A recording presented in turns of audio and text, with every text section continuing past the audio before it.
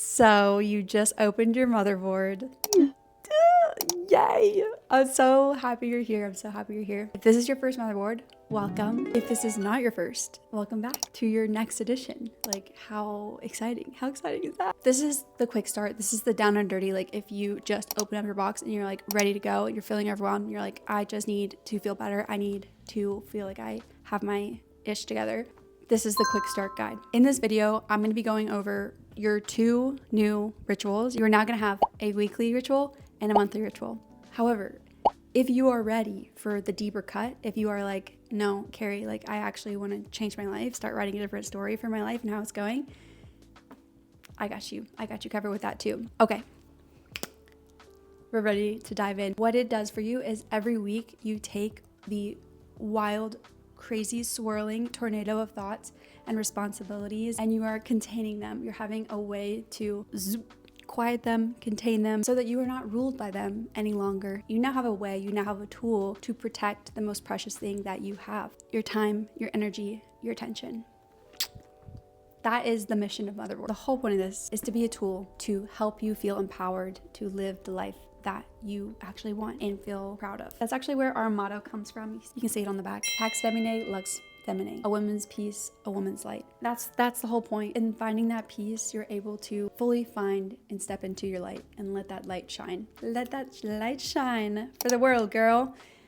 You know what I'm saying? And sometimes it's just a little loud. Life's a little loud to find that peace. And that's what Motherboard is all about, is having something to quiet the noise, quiet the buzzing bees. That's our girl. Okay, should we get started?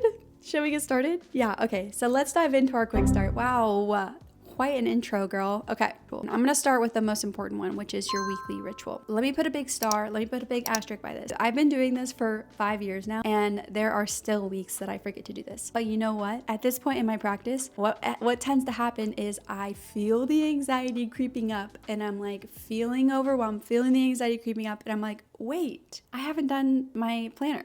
All that to say, it's okay if you skip some weeks. The point of it is not to be perfect and rigid and like so disciplined and like in your hashtag productivity era.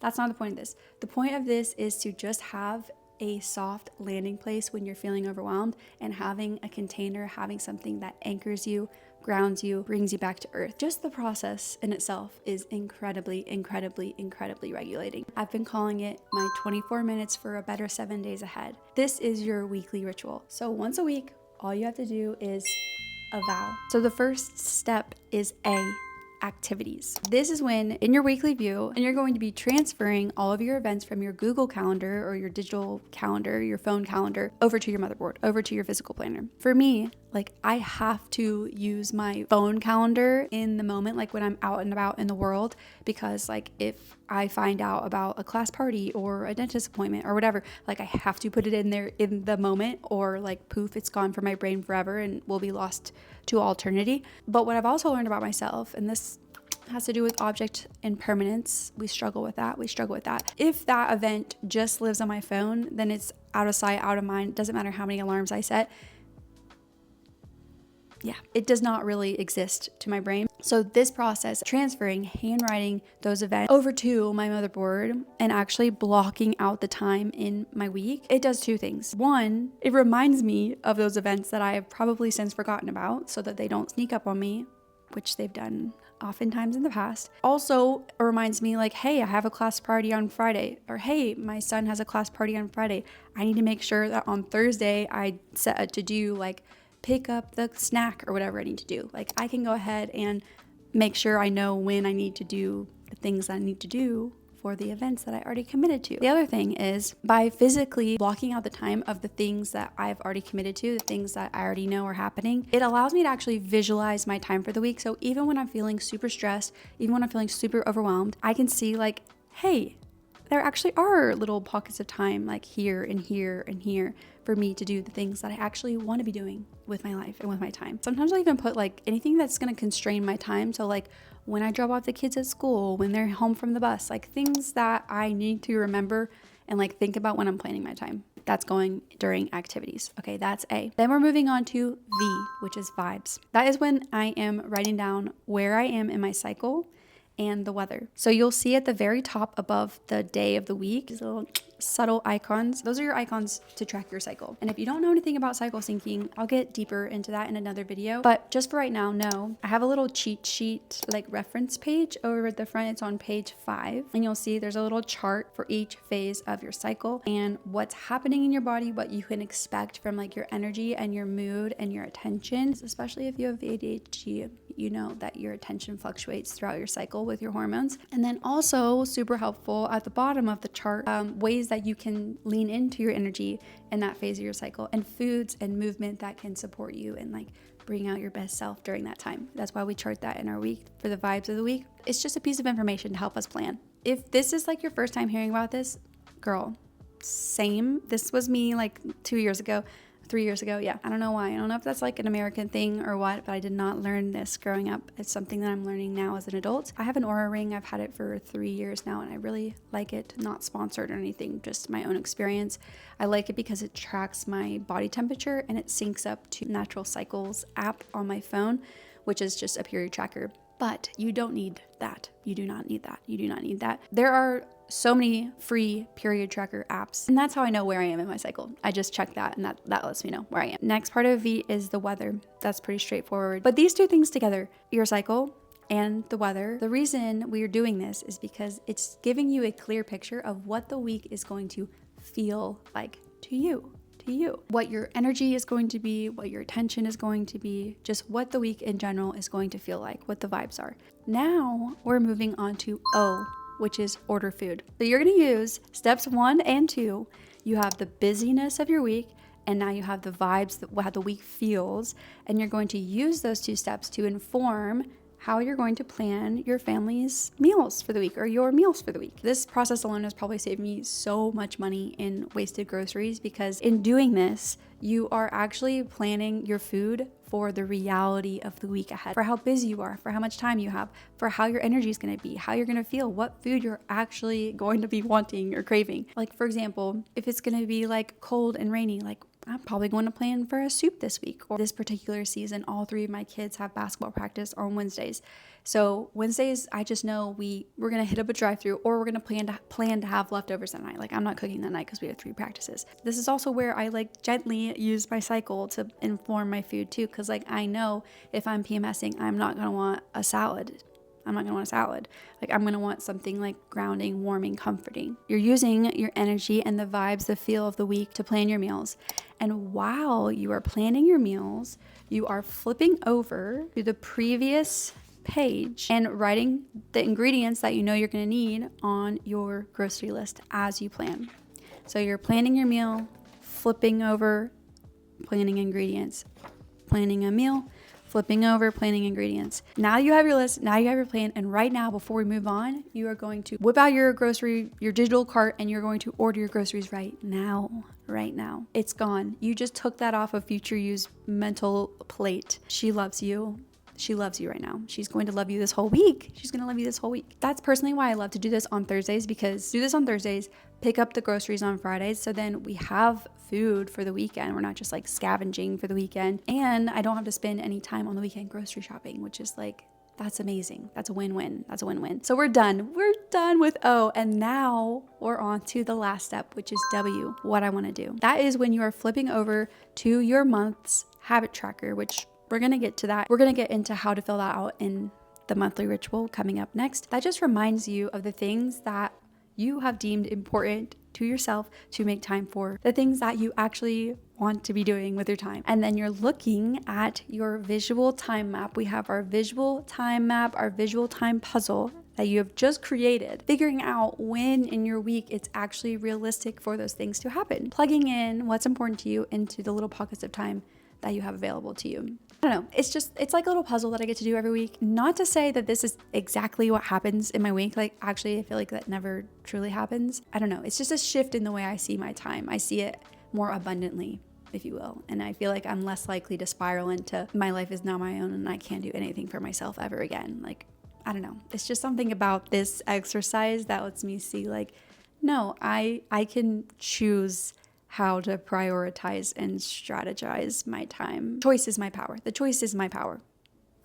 you'll notice at the top of each day there are 2 bullet points, one for a chore and one for daily movement, and that they're blank. Your life situation is different from anyone else. And not only that, but your life situation is different from season to season, but still important. We all have a home that we are maintaining in some capacity.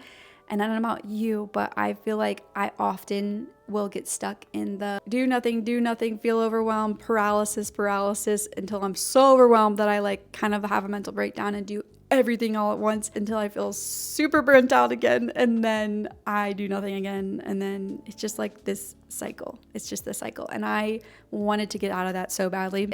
So my answer to that has been daily chores that are the bare minimum to keep the wheels on the bus, and then I have weekly chores that are just like the bigger things that keep the bus moving forward, if that makes sense, if we're using the bus analogy. I have these detailed for you on the in the reference pages on page 3. I have my example. You obviously can create your own depending on like what are your bare minimums for your home to move you forward. And then the second bubble is daily movement. When I tell you that oftentimes the answer to all of my problems is just the fact that I haven't been moving my body enough, that I've been inactive and my brain is desperate to just get out that energy. I don't even think I can tell you how often that is the answer. So that's why it's a daily bubble, and that looks different for everyone. And that looks different for me week to week. Sometimes it's yoga, sometimes it's weightlifting, sometimes it's literally just going for a walk, walking my dog. But it's just a reminder that I need to be doing something intentionally, moving my body every day. And that's why we have that bubble every day. That is your weekly ritual. That is your new weekly ritual, your 24 minutes for a better 7 days ahead. Now we're moving on to your new monthly ritual, 30 for 30 minutes now for a better 30 days ahead. This is what you're gonna do to set up the month ahead. Okay, so there's no cute acronym, but it is a 3-step process. So it is project, reflect, and refocus. So the first step is project, looking ahead at what is coming up in the month ahead of you.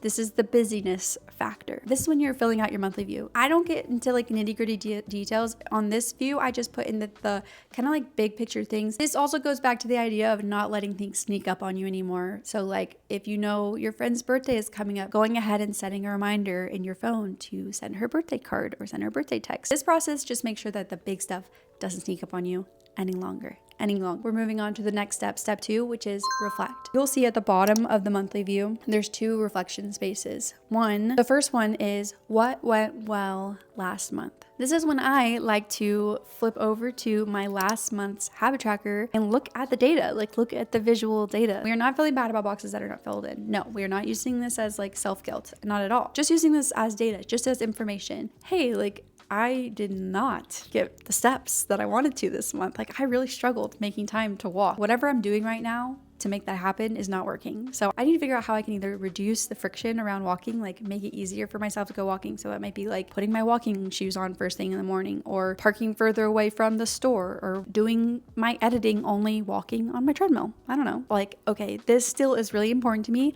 How can I make it easier for myself to hit this goal? How can I reduce the friction in my life around this thing that feels hard to me right now? Or how can you make it more annoying or more difficult to not do it? An example of this is this woman's video. This is what I'm thinking of right now. It's like she literally hates to clean her kitchen at night. And so what she does to make it really annoying for her to clean her kitchen is that she gets her socks wet, and she can't take off her wet socks until her kitchen is clean every night, or like whenever she's really struggling to do it. But that's like what I mean. It's like creating something that's really annoying to force you to do the thing that you want to do. So there's 2 sides of the coin. You can either make it really easy for yourself, or you can make it hard for you not to do it. But that's part of the reflection, is you're looking at your data, you're looking at what went well. Yeah, girl, you did have your morning ritual every morning. And didn't that feel so great? You're taking a second to really appreciate and have gratitude for the things that went well. And then you also are thinking on the next part, the goals to focus, like how you want to refocus moving forward. Now we're moving on to the last part, which is you're going to refocus. So that's when you're flipping to your new month's habit tracker. And that's when you are deciding what is important to you this month. The whole point of it is to have a physical way to track the things that are important to you in this particular season, in this particular time, in this particular month. We get into this way more in depth in the rebrand series, but especially if you are a mom, you know how quickly your life changes and is always in constant flux because your kids are growing, like, and their needs and their schedules are changing week to week, month to month. So I think this process of kind of refocusing every month and being like, okay, here's where we are right now. Here's what our life feels like, looks like. Here's what I think is probably most important to me in this moment in time. Let's make sure it happens. So you have your daily habits, the things that are important to you to happen every single day. And then at the bottom, you have your weekly habits. So the first 3 boxes are for things that you want to happen once a week. The 1, 2, 3, 4, 5, those are each week of the month. Some months have 4 weeks, some months have 5 weeks. So for the first week, I would fill in the 1. If we did it the second week, I would fill in the 2. The last 2 boxes under weekly habits, you'll see are for things that you want to happen twice a week, like having some social time or going to yoga or doing a craft or doing something creative. And you'll see there, it goes 1, 1, 2, 2, 3, 3, 4, 4, 5, 5. So the 1s are for the first week of the month, the 2s are for the second week of the month, 3s are for the third week of the month, and so on and so forth. So there's 2 boxes for each week. So that was your 30 for 30. You projected, you reflected, and you refocused, and now you're ready for your new month. You're ready, girl. Okay, yay. You've got the quick start. You're ready to quick start into this new chapter of your life. Like, how awesome, how exciting is that? Yay, I love that for you, I love that for us. Okay, so we did it. That's it for your quick start. Again, if you're ready to actually feel like you're turning a new page, you're starting a new chapter in your life, or if you are like looking at your monthly habits and you're like, I literally have no idea what I want to be important to me right now. That's what the deeper cut is all about. How to figure out what your bigger why is, how to define what those values are in your own life in this season of where you are right now. And then one step further, then how to take those values and actually how to implement them in your life with automations and systems to actually lighten the mental load and give you the mental bandwidth to enjoy your life. Enjoy your life and feel proud of your time and how you're spending your time. Thank you so much for being here. I love us. I love us. I love our motherboard community, and I am so happy you're here. While you're here, go ahead and make sure you like this video and subscribe to our channel. I'm experimenting with YouTube right now, but I definitely this is where I share kind of like the more in-depth things, all things relating to personal development, time strategy, living out your values, so on and so forth. So yeah, okay, the end. Bye.